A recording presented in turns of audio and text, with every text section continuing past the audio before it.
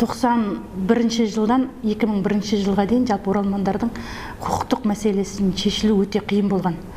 Соны тағы да осы журналистер шулап жүріп, жазып жүріп, жоғарыға қайта-қайта айтып жүріп, 2001 жылдан бір жақсы арнаға түсті да, азаматтық алуы, жаңағы тіркелуі, оралман куәлігінің, азаматтық куәлігінің орнына жүруі деген сияқты.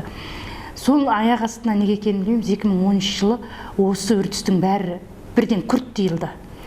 Ең әуелі халықтың көші-қоны туралы заң қайта қабылданды, 97 жылғы заң қайтадан қабылданды да, сол жерде Қазақстан Республикасының азаматтығын оралмандар алу үшін келген мемлекетінен азаматтығынан шықты деген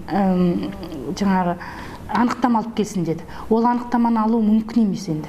Ол Өзбекстан, Түркменстан, Қытай елдері басқа елдің азаматтығын алмай, өз азаматтығын ешқайда жібермейді. Ал көбінде қазақтардың негізгі диаспорасы осы елдерде тұр ғой. Өзбекстанда 1,5 миллион, Қытайда 1,5 миллион дейміз. Сонда осы мәселені тағы шуғылдық біз.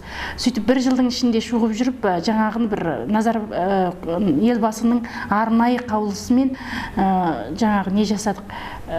Жаңағы оралмандардың, әсіресе этникалық қазақ азаматтары ондай анықтаманы әкелудің қажеті жоқ деген қаулы шығарып алдық.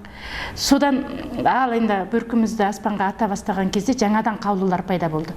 Қандай қаулылар дейсіз? Біріншіден тұрақты тіркелуге байланысты. Шетелден келген қазақ азаматтары бұрын сотталғаны туралы анықтаманы әкелудің қажеті жоқ болатын. Содан кейін көбінде келген елінің тұрақты тіркеуінен шығып келу туралы анықтаманы әкелудің қажеті жоқ болатын. Және сол өзінің мемлекетінің Қазақстанда тұрған консулынан бір рұқсат қағаз алу керек та, сіздің азаматыңыз бізде тұрақты тіркелуге, біздің азаматымыз сізде тұрақты тіркелуге біздің қарсылығымыз жоқ деген. Осындай недерді 2011-2012 жылдар кіргізді. Және 2013 жылы жаңа заң қабылданды. Онда қабылданғанда ол азаматтық туралы заң емес, еңбек мигранттары туралы заң. Ал сол жерде еңбек мигранттарының арасында оралмандардың азаматтығын алу мәселесі тағы 4 жылға шегерілді. 4 жылсыз олар азаматтық ала алмайтын болды. Тұрақты тіркелу керек Қазақстанға тұрып. Жаңағы адамдардың айтып жүргеніне қарағанда бірінші дейді, ол Қазақстанға келгеннен кейін тұрақты тіркелу керек дейді. Содан кейін ықтияр хат алу керек дейді. Содан кейін оралман куәлігін алу керек дейді. Енді осы жаңа ғана қаулы шықты 20 наурыз күні, осы биылғы жылы.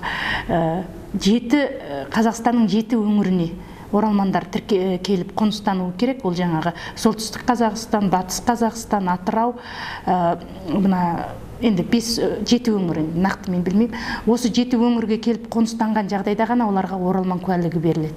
Басқа өңірге келіп қоныстанатын болсаңыз, сіз жаңа басқа Қазақстаннанға, басқа шетелден келген азаматтармен бірдей деңгейде қарастырыласыз. Енді оралман куәлігі не үшін керек деп біз сұрасақ айтады, ол енді басқа жеңілдіктердің бәрі алынып қалған, тек қана тұрақты ықтияр хат алу үшін шетел азаматтары 2 миллион бірдеңе теңге төлем қабілетін растау керек, есепшотқа салу керек. Оралман куәлігі содан оралмандарды босату үшін керек дейді. Бірақ ол жаңағы 7 облысқа арнайы қоныстанғандар үшін ғана. Сөйтіп отырады да, Қазақстанға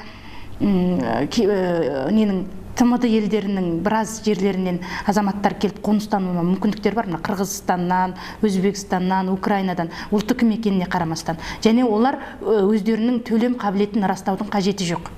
Сонда жаңағы оралмандар, шетелден келіп жатқан қазақтар, ТМД мемлекеттерінен келіп жатқан өзге ұлт өкілдерінен де жаңағы тар шеңберде қалып қойып отыр. Құқы өте төмендетіліп отыр.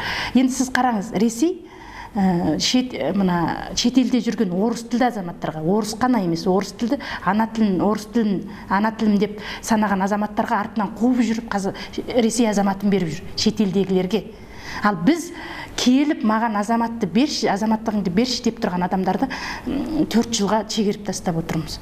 Демек, бізде бір Қазақстанның қазақтануына, Қазақстанның жаңағы бір тұтас, бір ұлтты мемлекет болуына бір қарсы саясат қолға алынды бір соңғы 2 жылда. Бұның енді кім бұған ықпал етіп отыр, кім бұл жерде лобби болып отыр, оны біз білмейміз. Бірақ әйтеуір осындай бір саясат жүргізіліп жатыр. Енді біз жақында естідік, жоғарыда оралмандардың қоныстануын оңтайландыруға байланысты мәселелер қайтадан қаралуы мүмкін деген әңгімелер шығып жатыр. Бірақ ол қандай жағдайда болады, қандай дәрежеде болады, оны кімдер жасап жатыр, білмейміз. Сондықтан бұл өте бір қиын жағдай болып тұр да. Енді көп адамдар түсінбейді, оралмандар деген бір басқа ұлтты адамдар сияқты, бірақ оның бәрі қазақша сөйлейтін, қазағым, ұлтым десе жүрегін жұлып беруге дайын азаматтар да. Біріншіден оның жаңағы осында келіп туған ұрпағы жаңа қазақ үшін, Қазақстан үшін жанын беруге дайын тұрған адамдар. Және олар осы көшіп келген қазақтардың көбінің ұрпақтары өте жақсы салаларда, өте жақсы табысты еңбек етіп жатыр. Және олар қазақша сөйлейді.